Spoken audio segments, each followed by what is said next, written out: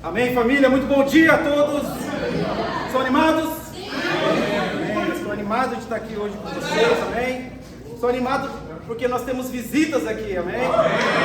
Temos pessoas, temos amigos aqui, familiares nos visitando nesse domingo.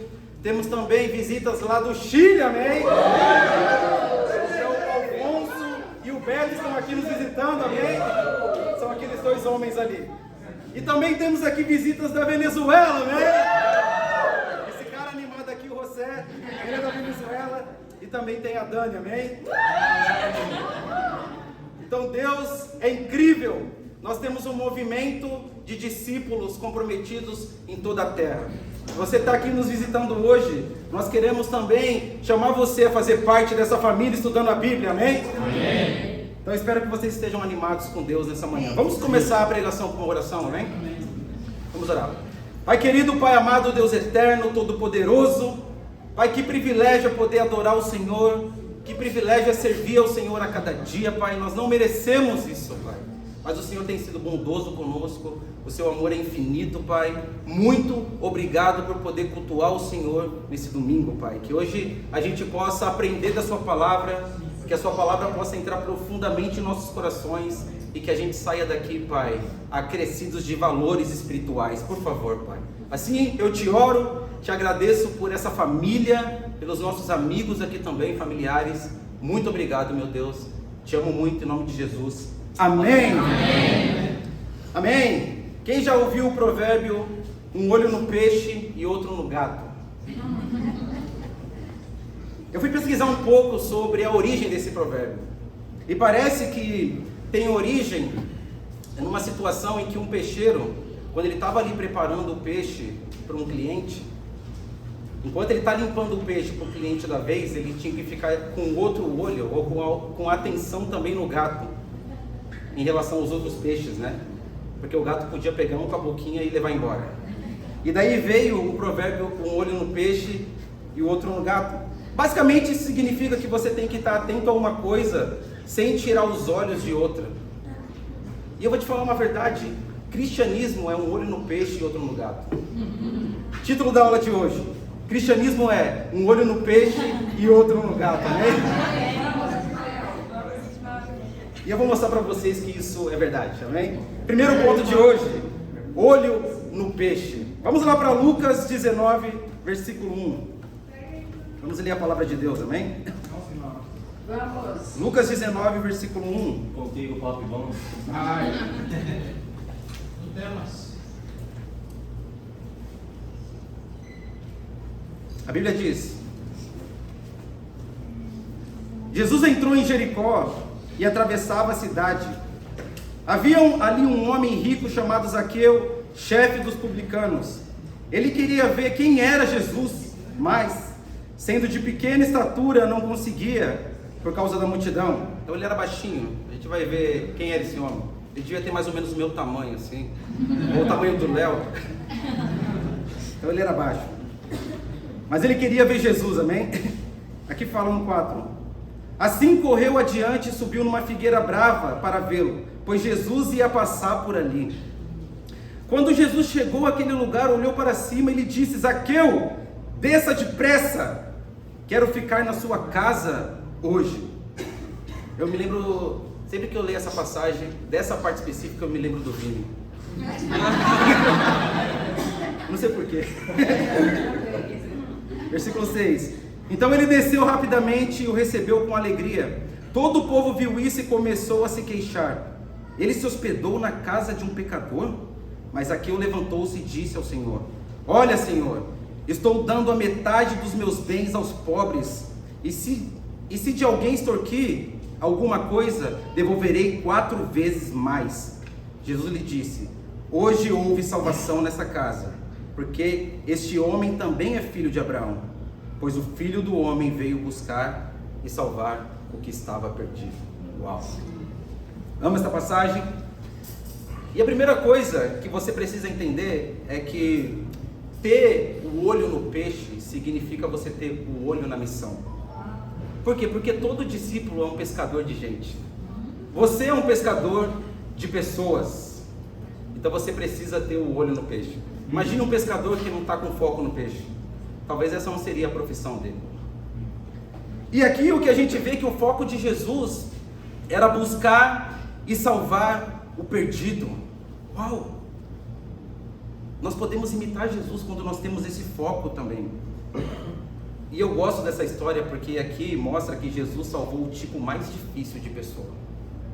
Que talvez muitos aqui, até mesmo eu, a gente perderia a fé diante de Zaqueu. Por quê? Porque ele era um homem rico e o próprio Jesus falou que é muito difícil os ricos entrarem no céu. Ele também era corrupto. Ele fala, se extorquir de alguém, provavelmente ele estava dizendo, eu extorqui, eu vou ter que pagar 4 vezes. Ele era um publicano, né? Ele era o tipo de pessoa mais odiada. Os judeus odiavam os publicanos. E ele era o chefe dos publicanos. Imagina isso. E ele tinha grandes desafios. Porque lidar com riquezas é difícil. A riqueza pode ser material, pode ser dinheiro, pode ser posses.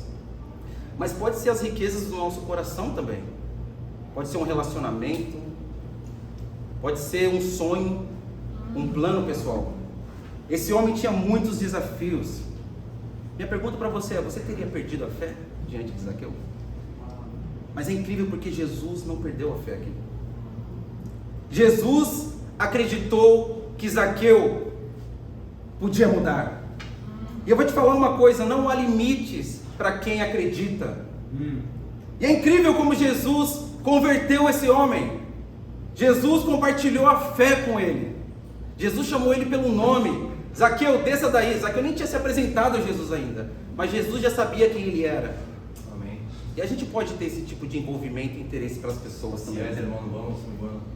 Jesus deu seguimento a Zaqueu. Ele se ofereceu para ir à casa dele.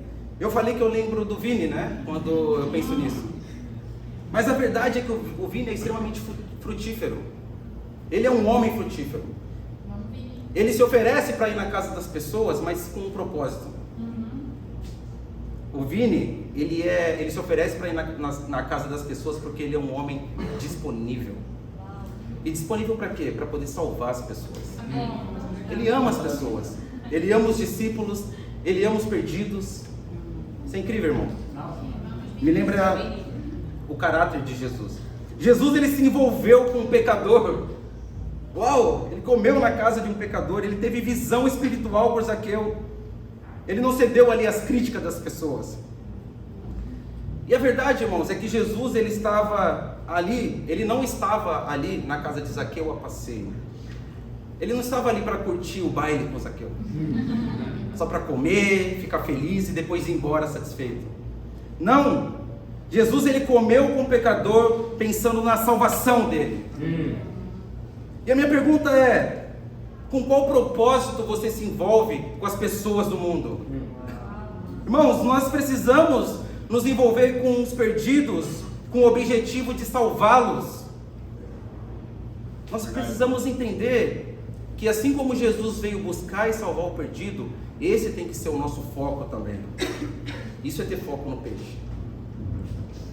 E a minha pergunta para você é, o que você está disposto a fazer para que alguém seja salvo?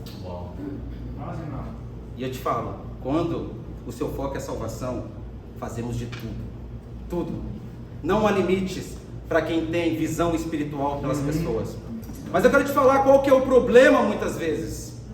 O problema é não estar com foco no lugar certo. É estar com foco no lugar errado. Esse é o problema. Às vezes você não está com o foco em pescar o peixe. Às vezes o seu foco está no cheiro do peixe. Imagine se um pescador tivesse nojo do cheiro do peixe. Ele não seria um pescador.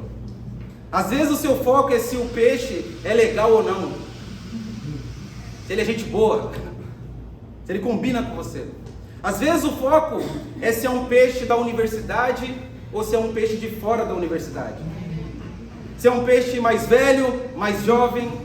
Às vezes esse pode ser o foco. Se o peixe namora, às vezes a gente também foca nisso, né? Se o peixe é religioso, se ele fuma. Não é verdade? Quando a gente está desfocado, tudo é motivo para perder a fé pelas pessoas. Aqui fala, né, que enquanto alguns focaram na pessoa de Zaqueu, ou seja, na aparência dele, na conduta dele, Jesus não tirou os olhos da alma daquele homem. Incrível! Nós precisamos imitar Jesus. Ele estava diante de um perdido que precisava ser salvo, e isso era o que importava para ele. Amém. Tudo bem que as pessoas estão criticando, tudo bem o que as pessoas vão pensar de mim. Esse homem é um perdido e eu quero salvá-lo. Irmão, se a gente entra assim na vida de uma pessoa com essa fé e com essa visão, a gente vai alcançar muitas pessoas para Deus. Nossa, irmão. E eu tenho outra pergunta para você. O que você olha nas pessoas? O que você foca nas pessoas? Às vezes a gente foca na vida de Instagram das pessoas. Aquela vida maravilhosa, né? Que está todo mundo feliz. E aquilo para nós ali é o que gera impacto. Às vezes o foco é na beleza das pessoas. E ao invés da gente ter visão espiritual por elas, a gente cobiça elas. Tem pensamentos impuros. Às vezes o foco é na conta bancária, é na carreira da pessoa, é no comportamento dela, se ela é uma pessoa boa ou uma pessoa ruim. Nós precisamos ter foco na necessidade de salvação das pessoas. É isso. Se você está com um olhar superficial às pessoas, eu quero hoje te alertar que o seu propósito é salvar e buscar o perdido. Amém? Às vezes o problema é outro, às vezes o problema é estarmos muito focalizados em nós mesmos. Nos nossos problemas, nos nossos planos, nos nossos sonhos e não em salvação. Muito bom, Ismael. Mas eu quero te falar algo hoje. Eu quero que você anote isso. Não só no seu caderno, mas no seu coração também. Não há nenhum propósito ou meta nesse mundo mais importante que fazer discípulos. Amém. É como diz a música, né? Não há propósito maior que transformar corações. Conhece essa música do reino? Esse é o propósito de cada um de nós aqui como discípulos. Transformar corações. Uma vez eu, estudando a Bíblia com um cara, eu falei isso para ele. Não há propósito maior do que fazer discípulos. E ele me disse, não, eu não concordo com isso. Eu acho que cuidar da minha família financeiramente é mais importante. Eu acho que passar tempo com os meus familiares é mais importante. E na hora a gente terminou o estudo, eu confrontei ele, enfim, ficou por isso. Mas eu fiquei refletindo nisso depois. E sim, eu concordo que é muito importante a gente ter uma preocupação com os nossos familiares, com a vida física deles. Mas eu vou te falar uma verdade. A verdade é que se sua família não é discípula ainda, e você não aproveita o tempo que tem com eles, para ajudá-los a conhecer a Deus, você está desperdiçando o tempo deles. E para nós é fácil, porque é legal. A minha mãe está em São Paulo, e quando eu vou para a casa da minha mãe, eu sou super servido lá. Quando eu vou para a casa da minha sogra, sempre tem um pudim, a comida vem no prato. É muito fácil ficar confortável numa situação dessa, ficar com um coração egoísta e perder o foco na salvação dos nossos familiares. Irmãos, o mais importante é salvar a sua família espiritualmente. Se a gente está com os nossos familiares sem ter um plano espiritual para eles, isso é egoísmo. Isso não é amor. Isso não é cuidado, é egoísmo. Nós precisamos ter visão espiritual pelas pessoas. E a verdade é que quando estamos egoístas, tudo vira motivo para não focar na missão. Eu já dei algumas desculpas bizarras, que nossa, eu sinto vergonha diante de Deus, de não ir evangelizar porque eu preciso arrumar a casa, ou porque eu estou com dor no mindinho, ou para estudar, ou para fazer a janta, que seja. E eu fico pensando, eu imagino Deus que deu o Filho dele, e Jesus que deu a vida dele, ouvindo essas desculpas do céu. Uau. Nossa, me dá vergonha só de pensar nisso. Esse é o nosso propósito. Não há nada mais importante do que isso. Jesus não veio a passeio. Jesus veio salvar e buscar o perdido, amém? Amém. Estão comigo? Sim, vamos. E recentemente nós tivemos batismos aqui na igreja, amém? Então homens foram batizados, homens de Niterói, homens aqui do Rio de Janeiro, o Léo, o Diogo, o Igor, o Paulo Pedro, o Miguel. Amém. E é incrível, são histórias de salvação que nos geram muito impacto, que enchem os nossos corações de alegria, mas isso não pode ser motivo para se acomodar. Amém. A missão continua, o Rio de Janeiro tem milhares de pessoas, tem milhares de pessoas morrendo no Rio de Janeiro. Vou trazer um dado para você. Diariamente, aproximadamente 200 mil pessoas morrem no mundo. É um número alto, né? Mas eu vou te falar algo ainda mais alarmante. Que essa é quase a mesma quantidade de pessoas indo para o inferno, diariamente. Porque essas pessoas não ouviram o Evangelho. Porque elas ainda não estudaram a palavra de Deus, não tiveram contato com a Bíblia. Irmãos, e talvez a pessoa com quem você não compartilhou a fé, no ônibus, no Uber, no seu trabalho essa semana, esteja entre uma dessas milhares de pessoas que morreram sem ouvir o Evangelho. Uau. Isso precisa gerar impacto em nós. A gente não pode ter um coração indiferente. A pessoa que sentou do seu lado no Uber, que sentou do seu lado no ônibus, a pessoa que você conheceu por acaso na rua, a gente não pode ser indiferente com a salvação dessas pessoas, com a vida dessas pessoas.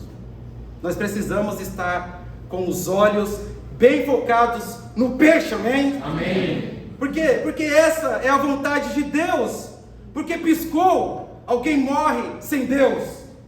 E você pode ser a única chance dessa pessoa na vida. Eu e você. Eu tenho um desafio para vocês nesse ponto. Meu desafio para você é: encontre essa semana o seu Zaqueu, amém? Amém. Encontre o seu Zaqueu. Alguém que você vai buscar e salvar durante essa semana. Você já pode pensar nessa pessoa. Amém. Talvez você já saiba quem é essa pessoa. Sim. Alguém que você vai ter visão espiritual. Alguém que você vai orar todos os dias. Alguém que você vai se envolver para poder salvar. Alguém que você vai amar como Jesus amou, por amor a Deus. Amém? Irmãos, meu desafio é esse. Não vamos ficar nem um dia sem salvar e buscar o perdido, amém? Estão comigo? Sim. Segundo ponto de hoje, olho no gato. Vamos ver quem é o gato. Vamos lá eu lembro da Ana Cristina, alguns de vocês conhecem. Ela é a mãe de um amigo meu, de dois amigos meus, 3 na verdade. Ela está gravando, né? Não posso esquecer de não ter. E ela chama o marido dela, ela é discípula, né? O marido também, e ela chama o marido dela de gatão. Eu não ia colocar olho no gatão, então eu coloquei olho no gato. Mas vamos ver quem é, olha lá no 1 Pedro. 1 Pedro 5, versículo 8.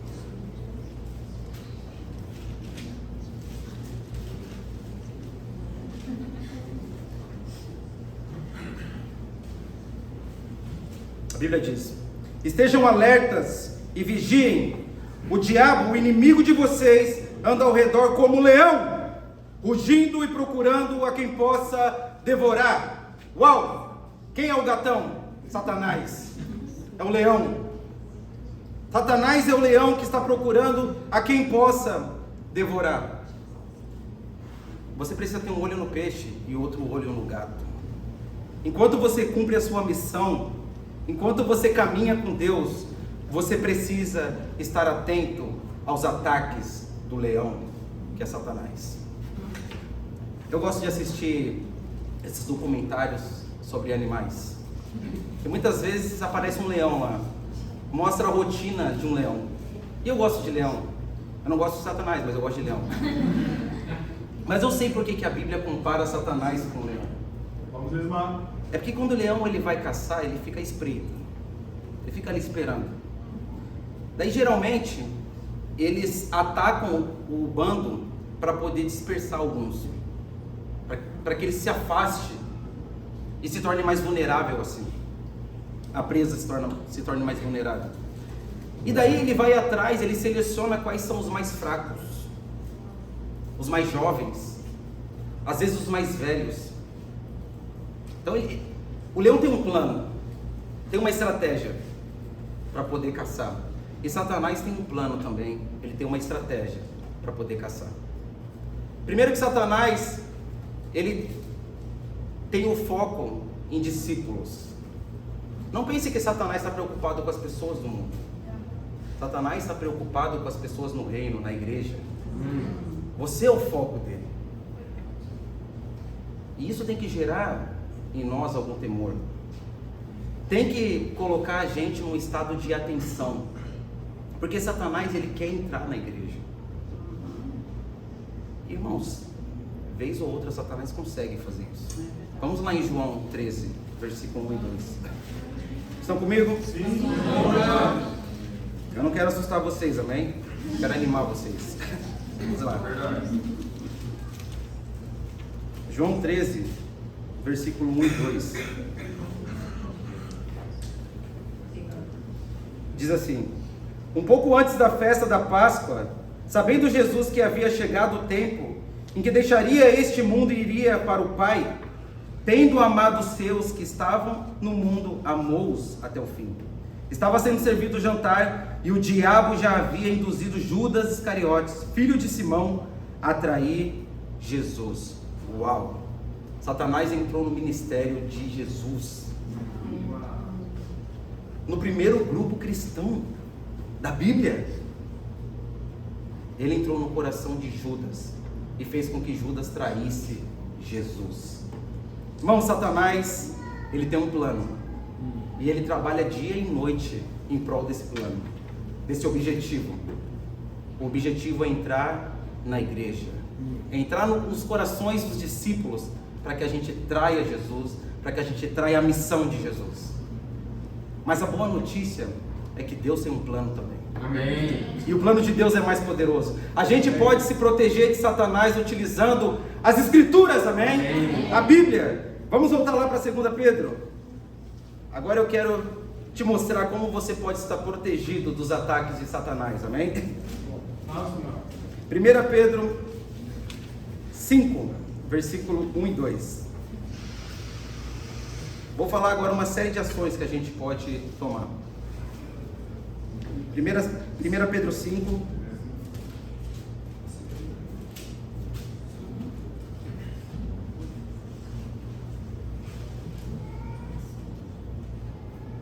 versículo 1 e 2.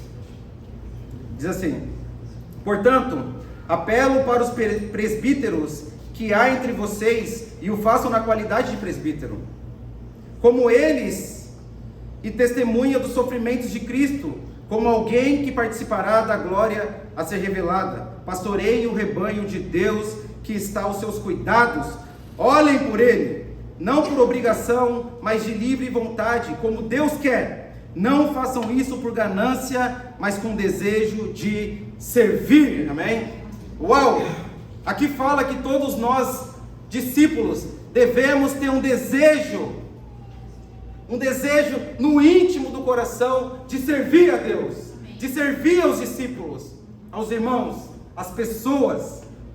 Irmãos, os discípulos que servem no reino sem ambição egoísta estão protegidos dos ataques de Satanás. É incrível! E como que você pode servir no reino? Eu quero te animar a ter sonhos para o reino de Deus. Às vezes a gente está tão preso em sonhos para o mundo, e a gente está servindo ao mundo. Sonhe no reino de Deus. Tem tantas coisas que você pode sonhar aqui. Você pode sonhar em discipular alguém. Aqui fala pastoreiem o rebanho. A gente precisa cuidar um dos outros, porque nós temos um inimigo. Então você pode sonhar em ser um discipulador. Você pode sonhar em ter um estudo, alguém que você vai compartilhar a fé, que você vai ensinar as Escrituras e que você mesmo vai batizar, amém? Tenha sonhos espirituais. sonha em liderar um bate-papo, Amém. sonha em ser missionário, em ser evangelista, sonha em namorar no reino, amém? Se você não sonha em namorar no reino, você vai sonhar esse tipo de sonho no mundo. Isso é trágico. É o que Satanás quer. Sonha em casar. Sonhe com o reino de Deus. A servidão te protege, amém? Vamos continuar lendo, do 3 ao 4. Nossa, mano. Versículo 3. Não hajam como dominadores dos que foram confiados a vocês, mas como exemplos para o rebanho. Quando se manifestar o Supremo Pastor, vocês receberão a imperecível coroa da glória. Uau! Outra maneira de você se proteger dos ataques de Satanás, você sendo um exemplo, você vivendo aquilo que você prega. Bom, irmão. Nós precisamos ter convicção no que pregamos. O que é ter convicção? É você viver o que você prega. É isso. Não basta só conhecer a Bíblia intelectualmente. Um monte de gente conhece. Você precisa colocar a Bíblia em prática. E se você discipula, não haja como se o discípulo fosse seu, porque ele não é. Nós pertencemos a Deus, a Jesus Cristo, amém? Não haja como um dominador. Não leve o pecado da pessoa para o pessoal. Ah, está pecando contra mim. Meu Deus do céu. Falei com esse cara ontem e hoje ele caiu de novo no pecado. Não é um problema com você, é um problema com Deus. Você está aqui para ajudar ele a ficar bem com Deus. Amém. Seja um exemplo. Não exija respeito das pessoas. Nem Jesus foi respeitado. Verdade. Bom, irmão. Jesus, olha isso, os discípulos de Jesus só acordaram para a vida e conseguiram conectar as escrituras a Jesus quando Jesus já estava prestes a subir aos céus, depois de 3 anos. Jesus foi muito desrespeitado. Não exija respeito, não tenha ciúmes do seu discípulo no discipulado. Muito bom. O discípulo é meu, o que ele estava conversando ali com o filho? Mas no tempo você nem quer lidar com o pecado do cara, você quer perguntar para ele o que ele estava conversando com o filho. Não, o discípulo não é seu, é de Deus, amém? Isso é impureza emocional, desagrada a Deus. Não seja possessivo. O que você precisa fazer? Você precisa levar a pessoa para Cristo. Se você agir como dominador, a pessoa não vai fazer por Cristo, vai fazer por você. E esse não é o objetivo. Isso é porta aberta para Satanás, amém? Tenha zelo pelo seu discípulo. O Tom ontem pregou sobre isso, né? Tenha zelo por ele, não ciúmes. Zelo é uma preocupação com a pessoa, ciúmes é uma preocupação com você mesmo. Então tenha zelo, seja zeloso, seja um exemplo. Vamos continuar lendo aqui, do 5 ao 6. E aqui no 4 fala que tem uma recompensa, né? Então, por isso que você não precisa se preocupar como a pessoa vai te responder, porque a recompensa não é essa. A recompensa é a coroa imperecível que Deus prometeu para nós, amém? Versículos 5 ao 6. Da mesma forma, jovens, sujeitem-se aos mais velhos, sejam todos humildes uns para com os outros, porque Deus se opõe aos orgulhosos, mas concede graça aos humildes. Portanto, humilhem-se debaixo da poderosa mão de Deus, para que Ele os exalte no tempo devido. Lance sobre Ele toda a sua ansiedade, porque Ele tem cuidado de vocês. Uau! Tem uma frase que o Renato falou numa das pregações que eu não esqueço mais. Satanás ama o orgulho. Ama. E é verdade.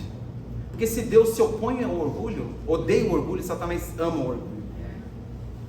Mas Satanás odeia a humildade. Satanás foge da humildade. A humildade é que nem água. Não fala que o gato foge de água? É isso. A gente precisa ser humilde. Ter um coração humilde. E o que é ser humilde? Humilde é você se sujeitar às pessoas que Deus tem levantado na sua vida. Sim. Os mais velhos aqui não necessariamente precisa ser uma pessoa mais velha que você. Talvez uma pessoa mais velha na fé, talvez uma pessoa mais madura que você. E a humildade é reconhecer isso. Seja humilde, se sujeite ao plano de Deus. Se sujeite à palavra de Deus, que é a vontade de Deus. Se sujeite ao tempo de Deus. E esse é o ponto aqui, irmãos, que eu quero trazer. Eu vejo como Satanás tem atacado muitos discípulos por meio da ansiedade. E eu quero te falar uma coisa. O que você pode fazer para não andar ansioso? Está aqui nas Escrituras. Você precisa confiar que Deus tem um tempo perfeito para tudo. Deus já tem a sua vida planejada, traçada. O problema é que às vezes a gente quer andar por uma outra rota. Confie no tempo de Deus. Não vire estatística de discípulos que caem da fé por não confiarem, por não esperarem o tempo de Deus. Não esperam o tempo de Deus para entrar num namoro, aí procuram um namoro no mundo. Às vezes por conta de trabalho as pessoas abandonam a Deus, porque não esperam o tempo de Deus, não confiam que Deus tem um trabalho incrível também para nós. Às vezes não confiam no tempo de Deus para poder alcançar uma mudança pessoal. Se enche de culpa porque não está conseguindo lidar com o pecado e cai da fé. Irmãos, vamos confiar no tempo de Deus, amém? Amém. E para fechar aqui, versículo 9. A Bíblia diz: resistam-lhe, permanecendo firmes na fé, sabendo que os irmãos que vocês têm e todo mundo estão passando pelos mesmos sofrimentos. Depois pergunta para os irmãos do Chile e da Venezuela se eles também não estão passando pelas mesmas dificuldades que vocês. Você acha que lá no Chile não tem dificuldades? Na Venezuela? Ou em qualquer outro lugar do mundo? Não, tem. Mas tem uma forma aqui para você permanecer firme, para você resistir aos ataques de Satanás. Predica, irmão. Permanecendo firme na fé, amém? Amém. É isso, esse é o segredo. E agora eu vou te contar um outro segredo. Vamos lá em Hebreus 12. Um segredo que não é segredo para ninguém, amém? Mas que a gente esquece. Hebreus 12, versículo 1. A Bíblia diz, versículo 1 e 2, 1 ou 3. Portanto, também nós, uma vez que estamos rodeados por tão grande nuvem de testemunhas, livremo-nos de tudo o que nos atrapalha e do pecado que nos envolve, e corramos com perseverança a corrida que nos é proposta, tendo os olhos fitos em Jesus. Olha isso, irmãos. Autor e consumador da nossa fé. Ele, pela alegria que lhe fora proposta, suportou a cruz, desprezando a vergonha, e sentou-se à direita do trono de Deus. Pensem bem naquele que suportou tal oposição dos pecadores contra si mesmo, para que vocês não se cansem nem desanimem. Uau! Se Satanás é um leão, Jesus também é um leão, amém? Amém. É o leão de Judá. Amém. Então você tem que ter um olho no gato, que é Satanás, mas também no gatão, que é Jesus, amém? É isso. Como que você tem fé o suficiente para poder resistir aos ataques de Satanás olhando para a cruz?